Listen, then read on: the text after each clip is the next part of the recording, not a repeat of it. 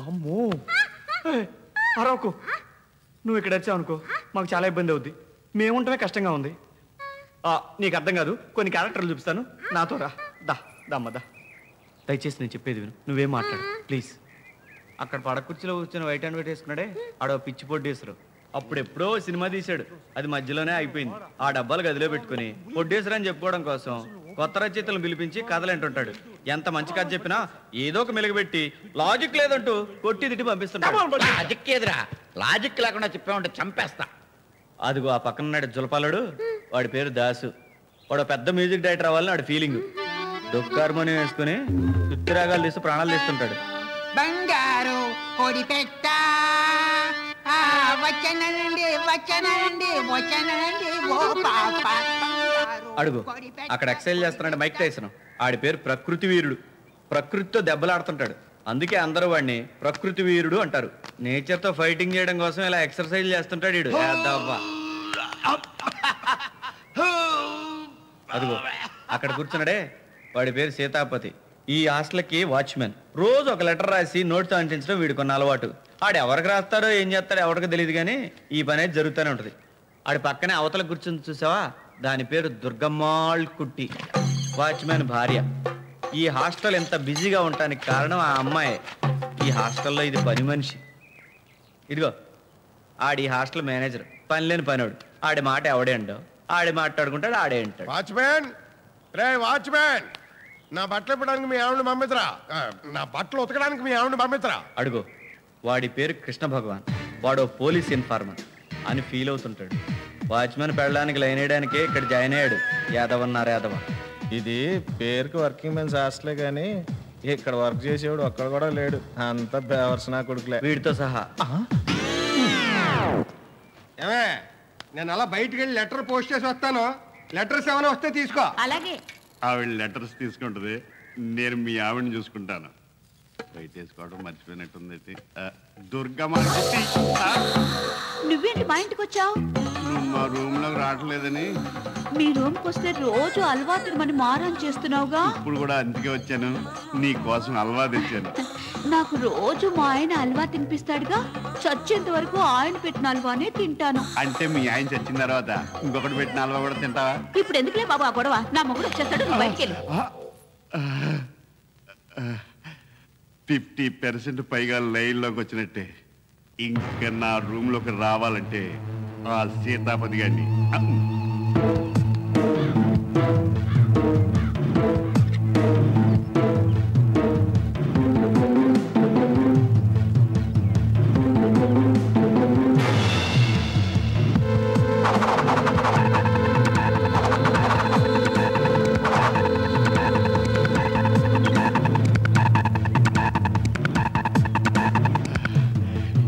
సైనేడుతో ఆ సీతాపతి గడు అవుట్.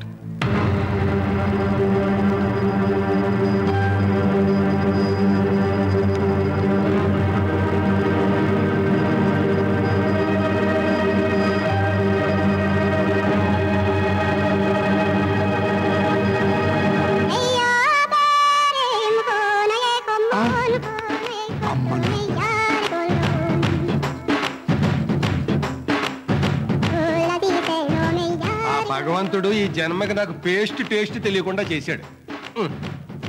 అమ్మ నా సీతాపతి, తప్పించుకున్నావురా. పళ్ళ చెట్టు పెట్టుకుని పడుచు మొగుళ్ళ పెళ్ళని మోసం చేస్తావా? ఇది ఎంతకాలం సాగనివ్వను. ఈ భగవాన్ గడు ఎక్కడికి వెళ్ళిపోయాడో ఏటో, ఈ తోడు లేకుండా నేను ఎక్కడికి వెళ్ళలేను. భగవాన్ అలా బయటికి వెళ్ళి టీ తాగి శబ్దం వస్తావేంటి? ఇంత ఎండలో బయటగా నేను రాను. ఎండకి భయపడుతున్నావా? నువ్వే మగడవయ్యా, అయితే నీకు డెఫినెట్ గా చూపించాల్సిందే. కిందకి రా చెప్తాను. ఎండకి మగతనానికి సంబంధం ఏంట్రా చూపించేది? ఇది పట్టుకో చూపిస్తాను. ఈ బాడీయా ఎప్పుడు చూశాను కదా. బాడీ కాదు, నా ప్రతాపం. నా చూపిస్తాను. ఏం చూపిస్తావు? ప్యాంట్ కూడా ఇప్పా, నిలబడ. అసలు డ్రాయర్ కూడా ఈ ఢీకొండ ఎండను ఎలా ఢీకొంటాడో చూడు. ఏంటి ఇరంగవాడిలో ఉన్నాడు? ఒరే కొండ, ఎండతో పెట్టుకుంటే ఎండిపోయిన తొండ అయిపోగలవు. అప్పుడు నీ భార్యకి నేనే అండ. నోరు మొత్తం చూస్తామంటే కాల్చుకోవే ఎండ. ఎక్కడ కాల్చుకుంటావా కాల్చుకో. నన్ను ఇంటి మీద కాల్చుకుంటావా? మొప్పు వస్తే చాలు దాక్కుంటావు. వర్షం వస్తే కనిపించకుండా పోతావు. కాస్త ఎంతవరకు కాస్తావు? సాయంత్రం 6 దాకే కదా. అట్ట తర్వాత ఏం చేస్తావు? టీకుతావా? చేసేవా ఎలా కొట్టని దెబ్బ? అదిరిపోయింది. సూర్యుడే సూసైడ్ చేసుకునేలా కొట్టావు. అటు చూడు, ఇంకా ఉందా? నా దెబ్బకి సూర్యుడు మప్పుల్లో దాక్కున్నాడే. వీడి కాళ్ళు చేతులు కట్టేసి ఎడారిలో ఎల్లకెత్తల ఎండలు పడుకోబెట్టేది. ఏడు కొనుక్కుంటున్నా? నీ ప్రతాపాన్ని నాలో నేనే పొగుడుకుంటున్నాను. చక్కేసుకో.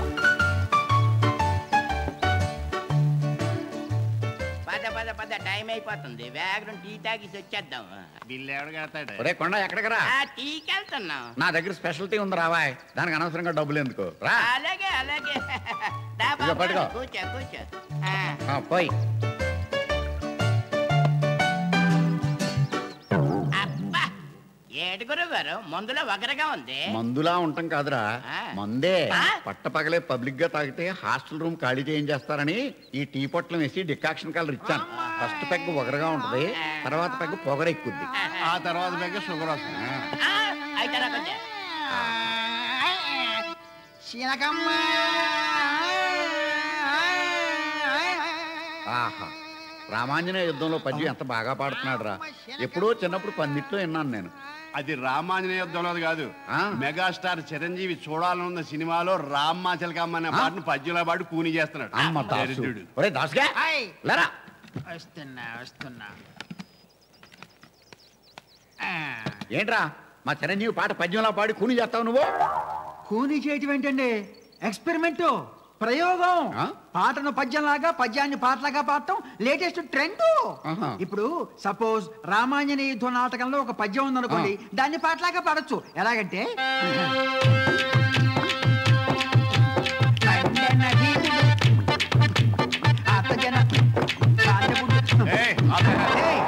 నిన్నెక్కడ చూసినట్టుంది.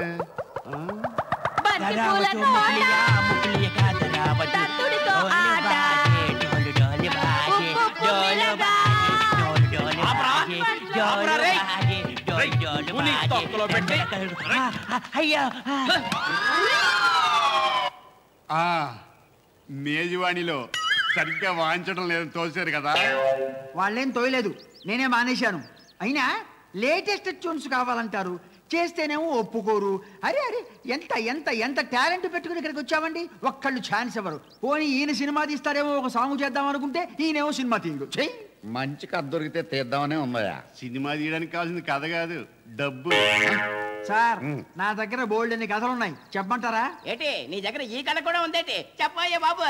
ఇదిగో దాసు, సార్ కథలో నాకు లాజిక్ ఉండాలయ్యో, లేకపోతే నీ సినిమా తీను. లాజిక్ అదేంటి?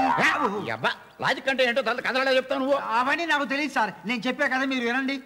సార్, ఇప్పుడు ఈ హీరోలు, గొడవలు, అమ్మాయి వెంట అబ్బాయి పట్టడం, అబ్బాయి వెంట అమ్మాయి పట్టడం, యాక్షన్లు, ఫ్యాక్షన్లు, ఇవన్నీ మనకు వద్దు సార్. హ్యాపీగా ఒక బుడ్డ హీరో, ఒక గుర్రం, కుక్క, పిల్లిని పెట్టుకుని ఒక జానపదానికి వెళ్ళిపోదాం.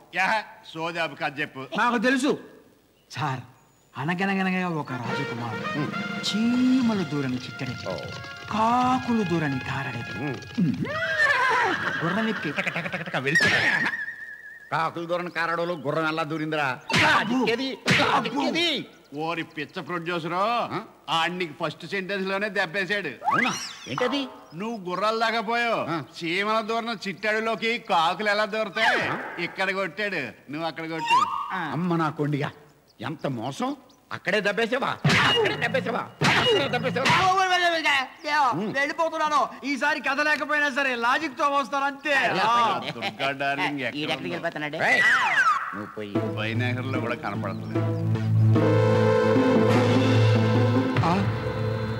వర్కింగ్ మెన్స్ హాస్టల్లో వితౌట్ వర్క్ ఉమెన్. మనకు వర్కౌట్ అవుతామో చూద్దాం.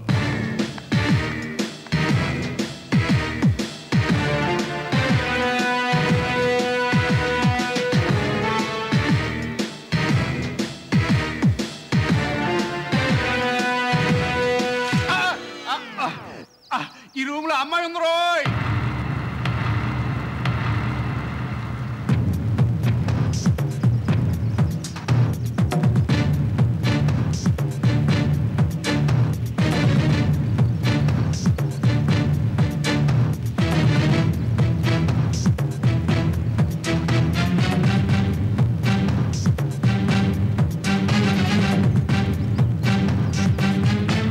ఋషుల్లా శృతిలో ఉన్న ఈ ఆశ్రమానికి అమ్మాయిని తీసుకొచ్చి అపశృతులు పాలు చేస్తావా? చిచ్చి! నాకేసి నిన్న లెటర్లో ఉంది. ఎవరి అమ్మాయి? సెన్సార్ సర్టిఫికేట్ లేకుండా మీ రూమ్ లో సినిమా ఆడించేస్తారా మీరు? అమ్మాయి వికృతి అయిపోయింది. అదే ప్రకృతి అయి ఉంటేనా ఈ అమ్మాయి తగ్గింది నేను తేల్చేద్దును. హాస్టల్ పరుగు పోద్దని ఊరుకున్నాను కానీ లేకపోతే పోలీసు వాళ్ళకి చెప్పేది. ఇది హాస్టల్ అనుకున్నారా, బ్రోతల హౌస్ అనుకున్నారా? రకాలుగా అడుగుతుంటే అలా బెల్లం కొట్టుకురా. హాస్టల్ పరుగు పోతున్నారా?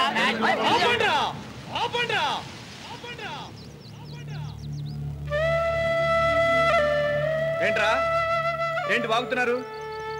అది మా అక్క కూతురు. దానికి మంచి సంబంధం చూడమని వాళ్ళ నాన్న ఇక్కడ పంపించాడు. దానికి సంబంధం కుదిరే వరకు ఇక్కడే ఉంటుంది. ఏం చేస్తారా? అదెలా కుదురుద్ది? మనది వర్కింగ్ మెన్ హాస్టల్. ఇక్కడ ఒక ఆడపురుగు కూడా ఉండడానికి వీల్లేదని మన బయలాలో ఉంది. మరి ఇదేం పురుగురా? మగ పురుగా? ఇది మగ పురుగు అయితే భగవాన్ గారు దీనికి ఎందుకు బీటేస్తున్నాడు? ఊరుకోండి ఊరుకోండి, మందంతా కామన్ ఫ్యామిలీ. అదే కామన్ ఫ్యామిలీ. చూడండి మేనేజర్ గారు, ఈ అమ్మాయి ఎలాగో ఇక్కడ ఉంది కాబట్టి ఆ అమ్మాయిని కూడా వండిద్దాం. There is no much difference between 1 and 2. అమ్మాయిని ఉంచుకుందాం, అదే హాస్టల్లో వండిద్దాం. ఏయ్, ఇంకొకసారి ఈ అమ్మాయిని ఎవడన్నా కామెంట్ చేశాడో ఒక్కొక్కడికి ఎలా పగులుతో నాకే తెలీదు. సర్లేండి, ప్రకృతి వికృతి ఒకటి అయిపోయిన తర్వాత మనం ఫైట్ చేసి మాత్రం ఏంటి లాభం? పదండి పోదాం. నేను వెళ్ళి పగల టీ తాగుతా.